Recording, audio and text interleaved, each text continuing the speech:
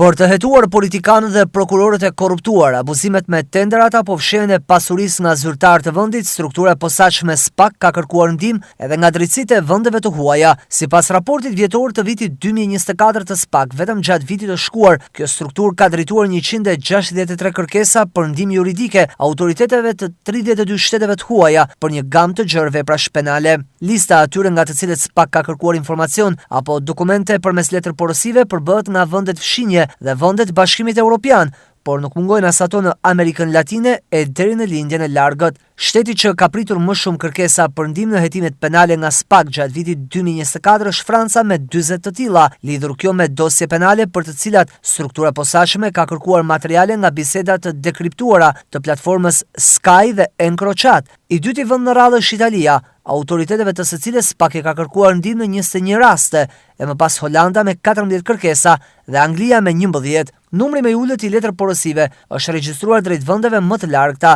Sipas të dhënave me të paktën një shkresë SPAK i është drejtuar për ndihmë juridike drejtësive të 15 vendeve: Kolumbis, Paraguajit, Singapurit dhe Malezis. Nga ana tjetër, SPAK jo vetëm ka kërkuar ndihmë juridike, por edhe ka dhënë. Sipas raportit vjetor, në 70 raste, në SPAK kanë mbërritur kërkesa nga drejtësitë të huaja, ku kryeson Italia me 13, ndjekur nga Belgjika dhe Gjermania me 10. Referuar të dhënave, kërkesat e ardhura nga autoritetet gjyqësore të huaja kanë shërbyer për nisje hetimesh pasurore në Shqipëri, bazuar në ligjen antimafia, siç ka ndodhur në 5 raste, pas letër porosive të ardhura nga Gjermania dhe Belgjika.